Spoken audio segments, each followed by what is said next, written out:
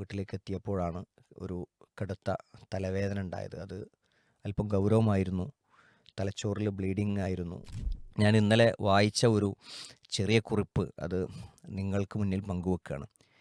ജീവിതത്തിൽ ആർക്കും ഒരു ഭാരമാവാതെ, മനസ്സിൽ നിന്നും മായാൻ കഴിയാതെ കണ്ണുകൾ നനയിപ്പിച്ച് അവൻ അള്ളാഹുവിലേക്ക് യാത്ര തിരിച്ചു. ഇന്നാ ലില്ലാഹി വ ഇന്നാ ഇലൈഹി റാജിഊൻ. ജീവിതത്തിൽ ഒരുപാട് ബന്ധങ്ങളുണ്ടെങ്കിലും ആദർശ ബന്ധത്തേക്കാൾ സന്തോഷവും സമാധാനവും ലഭിക്കുന്ന വേറെ ഒരു ബന്ധമില്ല. ജീവിതത്തിൽ ഏറ്റവും ഫോൺ കോളുകൾ വന്നത് ഹാഷിമിൻ്റെ മൊബൈലിൽ നിന്നായിരുന്നു. ഏതു സമയത്ത് വിളിച്ചാലും ഫോണെടുത്ത് എന്തിനാ വിളിച്ചത് എന്ന് അന്വേഷിക്കും. ഞങ്ങളുടെ മണ്ഡലത്തിൻ്റെ ട്രഷറർ കൂടിയായിരുന്നു ഹാഷിം. മണ്ഡലത്തിൽ ഏത് പ്രോഗ്രാം നടത്തുമ്പോഴും ഫണ്ട് ഒരു പ്രശ്നമായിരുന്നു. എന്നാൽ ഞങ്ങളുടെ ഹാഷിം അവനുണ്ടെങ്കിൽ ഞങ്ങൾക്കൊരു ധൈര്യമായിരുന്നു. അവൻ സ്വന്തം പണമെടുത്ത് മണ്ഡലത്തിലെ എല്ലാ പ്രോഗ്രാമും നടത്താൻ മുന്നിട്ടിറങ്ങും. മണ്ഡലത്തിൽ ഇതുവരെ ഒരു പ്രോഗ്രാമും അവൻ്റെ ഇടപെടലില്ലാതെ നടന്നിട്ടില്ല. ഈ കഴിഞ്ഞ ഈദ് കിസ്വയിൽ 54ഓളം കുട്ടികൾക്ക് പുത്തൻ ഉടുപ്പിടാൻ സാധിച്ചു.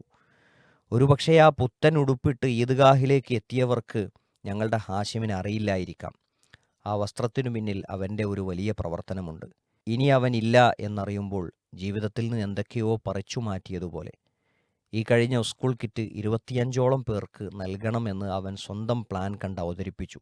ശേഷം പിരിച്ച ഫണ്ട് തികയില്ല എന്നറിഞ്ഞപ്പോൾ അതിനു വേണ്ട എല്ലാ പണവും ഞാൻ അടക്കാം, ഫണ്ട് കിട്ടുമല്ലോ, പിന്നെ എന്താ പ്രശ്നം എന്ന് പറഞ്ഞ് 25 കുട്ടികൾക്ക് വേണ്ട സ്കൂൾ കിറ്റ് അവൻ സ്വന്തം ഫണ്ട് ചിലവ് ചെയ്തു വാങ്ങി സ്കൂൾ തുറക്കുന്നതിനു മുമ്പ് എല്ലാ ശാഖകളിലും എത്തിച്ചത് വിതരണം നടത്തി. ഒരുപക്ഷേ സ്കൂൾ കിറ്റ് കിട്ടിയ കുട്ടികൾ അവർ അറിയുന്നില്ലല്ലോ ഞങ്ങളുടെ ഹാഷിമാണല്ലോ ഇത് നൽകിയത് എന്ന്. ഇനി ഹാഷിമിന് പകരം ആര് എന്ന ചോദ്യത്തിന് ഉത്തരം ഒരു ശൂന്യത മാത്രമാണ്. അവനില്ലാതെ ഒരു മീറ്റിങ്ങും ഇതുവരെ ഉണ്ടായിരുന്നില്ല. എല്ലാ മീറ്റിങ്ങിലും നേരത്തെ എത്തി, എത്താത്തവരെ ഫോൺ വിളിച്ച് എവിടെ എത്തിയെന്നവൻ ചോദിക്കും. എല്ലാവരോടും നല്ല ബന്ധമായിരുന്നു. ഇനി ഹാഷിം എന്ന നമ്പറിൽ നിന്ന് ഒരു കോൾ പോലും വരില്ലല്ലോ എന്നറിയുമ്പോൾ മനസ്സ് വിതുമ്പുന്നു, കണ്ണുകൾ നനയുന്നു. കോണ്ടാക്ട് ലിസ്റ്റിൽ ആ നമ്പർ നിശ്ചലമാണെങ്കിലും ജീവിതത്തിൽ ആ പേരും നമ്പറും എന്നും ജീവിച്ചിരിക്കും. കഴിഞ്ഞ വ്യാഴാഴ്ചയാണ് ഞങ്ങളുടെ മണ്ഡലം സെക്രട്ടേറിയറ്റ് അംഗങ്ങൾ ഒരുമിച്ച് കൂടിയിരുന്ന് മണ്ഡലം കാര്യങ്ങൾ ചർച്ച നടത്തിയത്. ആ കൂട്ടത്തിൽ ഞങ്ങളുടെ ഹാഷിം കൂടി ഉണ്ടായിരുന്നു. തിങ്കൾ രാവിലെ, വൈകുന്നേരം, രാത്രി എല്ലാം അവനുമായി ഫോണിൽ വിളിച്ച് സംസാരിച്ചിരുന്നു. ചൊവ്വ രാവിലെയാണ് തലവേദന വന്ന് ഹോസ്പിറ്റലിൽ പോയത്. പിന്നീട് എല്ലാം വളരെ പെട്ടെന്നായിരുന്നു. ഇനി ഒരു മീറ്റിങ്ങിലും അവനില്ല എന്നറിയുമ്പോൾ, അവൻ്റെ ഇരിപ്പിടത്തിൽ അവനെ കാണാതാകുമ്പോൾ, അവൻ്റെ മൊബൈൽ ഫോണിൽ നിന്ന് ഒരു ഫോൺ കോളും ഇനി വരില്ല എന്നറിയുമ്പോൾ, തിരിച്ചങ്ങോട്ട് ഫോൺ വിളിച്ചാൽ എടുക്കില്ല എന്നറിയുമ്പോൾ വിശ്വസിക്കാൻ കഴിയുന്നില്ല. പ്രിയ സഹോദരീ സഹോദരന്മാരെ, ഇത് ദുനിയാവാണ്. നമ്മൾ ഇഷ്ടപ്പെട്ട പലരും നമ്മളോടൊപ്പം ഉണ്ടായി എന്ന് വരില്ല.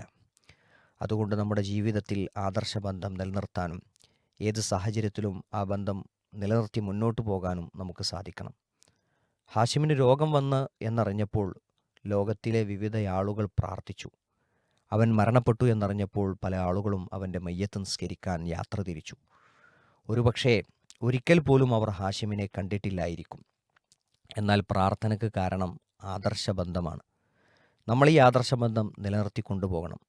ആയിരക്കണക്കിന് ആളുകളുടെ ആത്മാർത്ഥമായ പ്രാർത്ഥന നമുക്കൊപ്പമുണ്ടാകും. ഒരുപക്ഷേ അവർ ചെയ്ത നന്മകൾ നമ്മളോടൊപ്പം കാലാകാലം ജീവിക്കും. ഞങ്ങളുടെ ഹാഷിം ഒരുപാട് നന്മകൾക്ക് മുന്നിട്ടിറങ്ങിയവനായിരുന്നു. അവൻ തുടക്കം കുറിച്ച പ്രവർത്തനങ്ങൾ ഇന്നും ഞങ്ങളുടെ മുന്നിൽ, നാട്ടിലെ ജനങ്ങൾക്കിടയിൽ ജീവിച്ചിരിക്കുന്നു. അവൻ അറിഞ്ഞും അറിയാതെയും ചെയ്തുപോയ തിന്മകൾ അള്ളാഹു പുറത്തു കൊടുക്കട്ടെ. നാളെ ജന്നാത്തുൽ ഫിർദൗസിൽ അവനെയും നമ്മെയും അള്ളാഹു ഒരുമിച്ച് കൂട്ടി അനുഗ്രഹിക്കുമാറാകട്ടെ. ആമീൻ. ഇന്നലെ നമ്മളിൽ നിന്ന് വിട പറഞ്ഞു പോയ ഹാഷിമിനെക്കുറിച്ചുള്ള, മാനുവാക്കയുടെ മകൻ ഹാഷിമിനെക്കുറിച്ചുള്ള ഒരു മെസ്സേജാണ്, മമ്പാട് മണ്ഡലത്തിലെ അവൻ്റെ സഹപ്രവർത്തകർ എഴുതിയിട്ടുള്ള ഒരു കുറിപ്പാണ് ഇവിടെ വായിച്ചത്. അപ്പോൾ വളരെ വേഗത്തിൽ, വളരെ പെട്ടെന്ന്, ചെറിയ ഒരു സമയം കൊണ്ട് ഈ അസുഖം ഉണ്ടാവുകയും പെട്ടെന്ന് തന്നെ മരണപ്പെടുകയും ചെയ്ത നമ്മുടെ ഹാഷിം, അവന് സുബഹി നിസ്കാരം കഴിഞ്ഞിട്ടാണ് വീട്ടിലേക്ക് എത്തിയപ്പോഴാണ് ഒരു കടുത്ത തലവേദന ഉണ്ടായത്. അത് അല്പം ഗൗരവമായിരുന്നു. തലച്ചോറിൽ ബ്ലീഡിംഗ് ആയിരുന്നു. പെട്ടെന്ന് തന്നെ ആശുപത്രിയിൽ എത്തിക്കാനും അതോടൊപ്പം പിന്നെ സർജറി ചെയ്യാനും ഒക്കെയുള്ള ശ്രമങ്ങളുണ്ടായി. നമ്മുടെ സഹപ്രവർത്തകരെല്ലാം അതിൻ്റെ കാര്യങ്ങളിലെല്ലാം സജീവമായി ഇടപെട്ടിരുന്നു. പക്ഷേ അള്ളാഹു സുബ്ഹാനഹു വ തആലയുടെ വിധി മറ്റൊന്നായിരുന്നു. അവനെ അള്ളാഹു സുബ്ഹാനഹു വ തആല തിരിച്ചു വിളിച്ചു. ആ തിരിച്ചു വിളിച്ച സന്ദർഭത്തിൽ കുടുംബത്തിന് എന്തായാലും അതിൽ വിഷമമുണ്ട്, സഹപ്രവർത്തകർക്കും അതിൽ വിഷമമുണ്ട്, കൂടെ ഉണ്ടായിരുന്ന ആളുകൾക്കും അതിൽ പ്രയാസമുണ്ട്.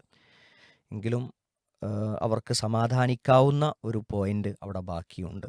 നമുക്കെല്ലാവർക്കും അവൻ്റെ കാര്യത്തിൽ പിന്നെ ഒരു സന്തോഷിക്കാവുന്ന ഒരു പോയിൻ്റ് അവിടെ ഉണ്ട്. കുടുംബത്തിൽ നിന്നൊരംഗം നഷ്ടപ്പെട്ടു, നാട്ടിൽ നിന്നൊരു സജീവ പ്രവർത്തകൻ ഇല്ലാതായി, ഇനി അവന് പകരം ആര് എന്ന ചിന്ത ആ കൂട്ടുകാർക്ക് തീർച്ചയായും ഉണ്ട്. രക്ഷിതാക്കൾക്കും അതൊരു നഷ്ടമാണ്. എങ്കിലും ആ നഷ്ടത്തിലും അവർക്ക് ചിന്തിക്കാവുന്ന ഒരു പോയിൻ്റ്, അൽ മുഅ്മിനു യമൂത്തു ബിഅറഖിൽ ജബീൻ എന്ന് പറഞ്ഞിട്ടുണ്ടല്ലോ. അതെന്താ? ഒരു സത്യവിശ്വാസി മരണപ്പെടുന്നത് നെറ്റിത്തടത്തിലെ വിയർപ്പുമായിട്ടാണ് എന്നാണ്.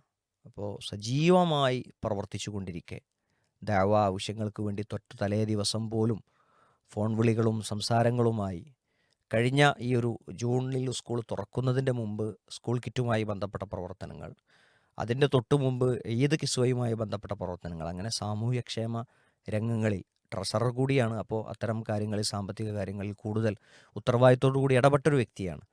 അപ്പോൾ ഒരു കൊച്ചുകുട്ടിയാണ്, ജീവിതത്തിൽ അധികകാലം ഈ ഭൂമിയിൽ ജീവിച്ചിട്ടില്ല. എങ്കിലും ആ ജീവിച്ച ഈ ചെറിയ സമയം അള്ളാഹുവിൻ്റെ മാർഗത്തിൽ വളരെ നല്ല രൂപത്തിലാക്കി തീർക്കാൻ ആ മോന് സാധിച്ചിട്ടുണ്ട്. നമ്മളെല്ലാവരും ആ വിവരം അറിഞ്ഞിട്ടുണ്ടാകും. പ്രാർത്ഥനകളിൽ നമ്മുടെ വീട്ടിലെ ഒരു അംഗം നഷ്ടപ്പെട്ടതുപോലെ തന്നെ ഉള്ള വേദനയോടുകൂടിയാണ് നമ്മൾ പ്രാർത്ഥിക്കുന്നത്. അള്ളാഹു സുബ്ഹാനഹു വ തആല പൊന്നുമോൻ്റെ ഖബറിടം വിശാലമാക്കി കൊടുക്കുമാറാകട്ടെ. ആമീൻ. നാളെ പരലോകത്തുന്നതമായ സ്വർഗം നൽകി അവനെയും നമ്മളെയും അള്ളാഹു സുബ്ഹാനഹു വ തആല അനുഗ്രഹിക്കുമാറാകട്ടെ. ആമീൻ. അവൻ്റെ കുടുംബത്തിന് അനുഭവിച്ചുകൊണ്ടിരിക്കുന്ന മാനസിക പ്രയാസത്തിൽ നിന്ന്, വേദനയിൽ നിന്ന് വളരെ വേഗത്തിലുള്ള ഒരു രക്ഷ അള്ളാഹു സുബ്ഹാനഹു വ തആല അവരുടെ കുടുംബത്തിന് നൽകുമാറാകട്ടെ. സഹപ്രവർത്തകർക്കും കൂടെ ഉണ്ടായിരുന്നവരും അനുഭവിക്കുന്ന ശൂന്യതയിൽ നിന്ന് അള്ളാഹു സുബ്ഹാനഹു വ തആല അവരെ രക്ഷപ്പെടുത്തുകയും അതിനവർക്ക് അള്ളാഹു സുബ്ഹാനഹു വ തആല പകരം നൽകുകയും ചെയ്യുമാറാകട്ടെ എന്നീ ഒരു അവസരത്തിൽ പ്രാർത്ഥിക്കുകയാണ്.